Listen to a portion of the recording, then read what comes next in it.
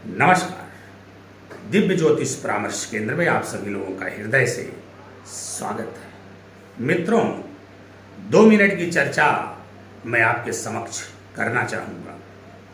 मुझे रामायण का एक प्रसंग याद आता है, आप लोग भी जानते होंगे कि जब लंका पर चढ़ाई करने के लिए भगवान राम सेतु का निर्माण कर रहे थे तो उनकी सेना में 2 बंदर थे, नल और नील। ये लोग जब किसी पत्थर को स्पर्श कर देते थे तो वो पत्थर पानी में, जल में तैरने लगता था। तो ये लोग जो है पत्थर को स्पर्श करके जल में छोड़ देते थे और पत्थर तैरने लगता था। लेकिन अब तैरता हुआ पत्थर तो पुल नहीं बनाएगा। अब पत्थर को जोड़ा कैसे जाए? तो कहा जाता है कि यहां पर सबसे बड़ी भूमिका हनुमान जी की रही। हनुमान जी के बारे में कहा जाता है कि जय हनुमान ज्ञान गुण सागर, अजय कपीस तिहु लोक उजागर। और एक बात कही जाती है कि कवन सो काज कठिन जग माही, जो नहीं होय तात तुम पाही।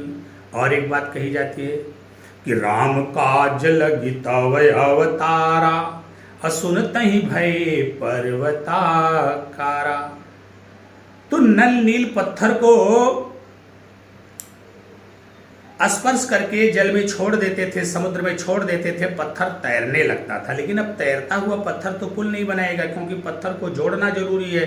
तो इसके लिए हनुमान जी ने एक युक्ति लगाई। उन्होंने एक पत्थर पर लिखा सीता और दूसरे पत्थर पर लिखा राम, और दोनों को जब अब पास में लेकर आए तो पत्थर आपस में सट गए, चिपक गए। तो सीता राम नाम रूपी मसाला लगा करके हनुमान जी ने पत्थरों को जोड़ने का कार्य किया। यह खबर पूरी लंका में फैल गई। लंका में कोहराम मच गया, हाहाकार मच गया कि बाप रे बाप, रामादल में ऐसे ऐसे लोग हैं जो पत्थर को स्पर्श कर दे रहे हैं तो पत्थर जल में तैरने लग रहा है। बड़े मायावी हैं रामादल वाले। ऐसा लंका में हाहाकार, कोलाहल मच गई। रावण के पास ये सूचना आई, रावण के पास ये खबर आई। रावण ने अपनी दरबार को सजाया, दरबार लगाया। रावण ने और सभी दरबारियों से कहा कि जा करके लंका की जनता को ये विश्वास दिला दो कि पानी में पत्थर को तैराना कोई बहुत बड़ी बात नहीं है। मैं भी चाहूं तो पत्थर को स्पर्श करके जल में तैरा सकता हूं। और लोगों को यकीन ना हो तो मेरे साथ समुद्र के किनारे चलें और हम पत्थर को तैरा कर दिखाते हैं। पूरा लंका नगरी में यह बात फैलाई गई। लंका नगर निवासी रावण के साथ समुद्र के किनारे आए। रावण ने एक पत्थर उठाया, समुद्र में छोड़ा, पत्थर तैरने लगा। सारे लोग लंका नगरी के रावण की जय जयकार करने लगे।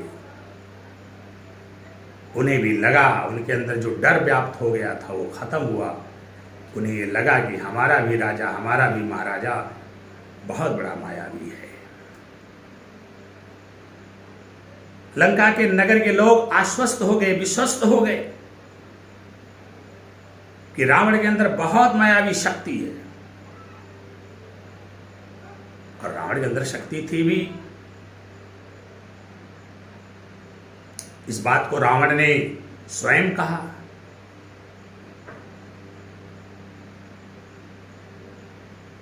और सारे लोग कहते, सारे धर्म ग्रंथ कहते, त्रैलोक्य विजेता, त्रिकालदर्शी, महाविद्वान, सब कुछ था रावण।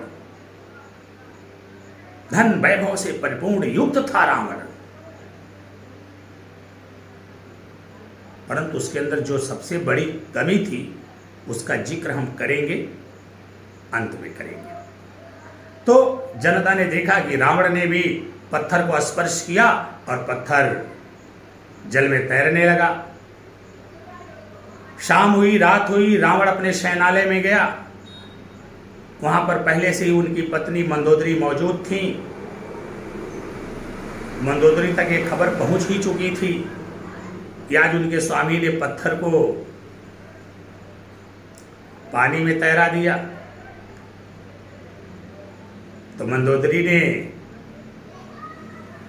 रावण से प्रश्न किया कि हे प्राणेश्वर, आपको मैं एक बात बता दूं, कोई भी व्यक्ति कितना होशियार, चालाक, बुद्धिमान क्यों ना हो, वो दुनिया को तो उल्लू बना सकता है, बेवकूफ़ बना सकता है, लेकिन पत्नियों को कभी नहीं बना सकता, इसलिए बनाना भी नहीं चाहिए। मंदोदरी ने कहा, प्राणेश्वर, पूरी दुनिया आपकी जय जयकार कर रही, लंका नगरी में आपकी जय जयकार चल रही है। मैंने सुना है कि आपने पत्थर को जल में तैरा दिया, जनता ने आप पे भरोसा भी कर लिया, लेकिन मुझे भली भांति पता है कि आपके स्पर्श करने से कोई पत्थर तैरने वाला नहीं है। तो क्या प्राणेश्वर आप उस योग्य मुझे समझते हैं कि आप इस रहस्य को बता सकें? देखिए, रावण में लाख दुर्गुण था, कुछ भी था, लेकिन मंदोदरी का बड़ा सम्मान करता था। भले उसकी बातों को अनसुनी करता था, लेकिन मंदोदरी को कभी रावण अपमानित नहीं करता था। जब मंदोदरी ने यह प्रश्न पूछा, रहस्य को जानने का प्रयास किया, रावण की आंखों में आंसू आ गए। रावण ने कहा, प्राण प्रिय, तुम बिल्कुल सही हो, मेरे स्पर्श करने से पत्थर नहीं तैरने वाला। तो मंदोदरी ने कहा, तो फिर पत्थर तैरा कैसे? तब रावण ने आंखों में आंसू भरते हुए कहा, प्राण प्रिय, मैं जब समुद्र के किनारे गया, पत्थर के टुकड़े को उठाया और पानी में छोड़ने से पहले मैंने उसको कहा कि तुम्हें राम की सौगंध अगर डूब गए तो, इसलिए पत्थर तैरने लगा। इसीलिए कहा गया कि हरि से बड़ा हरि का नाम, हरि से बड़ा हरि का नाम, भगवान का नाम भगवान से बड़ा होता है। इसलिए कहते हैं सीताराम सीताराम सीताराम सीताराम सीताराम। इसलिए राम नाम जपने की महिमा बहुत ज्यादा है। आइए निष्कर्ष पर आते हैं।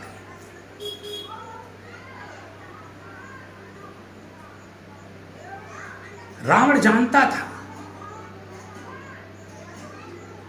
कि भगवान प्रभु राम दिव्यात्मा हैं, नारायण हैं, जानता था, लेकिन मानता नहीं था। जानता था रावण कि साक्षात नारायण हैं, उनके पास दिव्य शक्तियां हैं, अलौकिक शक्तियां हैं, बड़े ताकतवर हैं, बड़े शक्तिशाली हैं, बड़े प्रभावशाली हैं, त्रिलोकीनाथ हैं, त्रिलोकी के स्वामी रावण सब जानता था।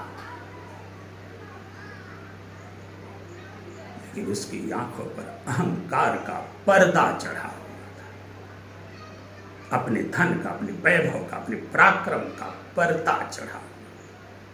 इसलिए बाबा गोस्वामी तुलसीदास श्री रामचरितमानस में लिखते कि अहंकार आती हर दुख डमरुआ।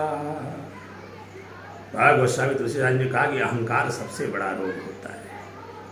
उसी प्रकार इस दुनिया में लोग जो अहंकार के वशीभूत हैं, जैसे रावण सब कुछ जानते हुए भी, दिव्य शक्तियों के बारे में जानते हुए भी, सब कुछ समझते हुए भी अपने अहंकार के चलते कुछ नहीं माना, कुछ नहीं किया, परिणाम स्वरूप रावण का विनाश हुआ। ठीक उसी प्रकार इस दुनिया में लोग अपने धन, वैभव, अपने प्रभुत्व आदि के अहंकार में इस कदर डूबे हुए हैं कि सच को जानते हुए भी अपने अहंकार के कारण सच को झुठला रहे हैं, सच को मान नहीं रहे हैं, सच पर चल नहीं रहे हैं। इसलिए जैसे रावण का विनाश हुआ, ऐसे ही इन लोगों का भी विनाश हो जाता है। इसलिए अपने जीवन में कुछ भी करो, परंतु ईश्वर की सत्ता को स्वीकार करो और सत्कर्म से जुड़े रहो। आपका तो कल्याण होगा ही, आपके पूरे परिवार और कुटुंब का कल्याण होगा। नमस्कार।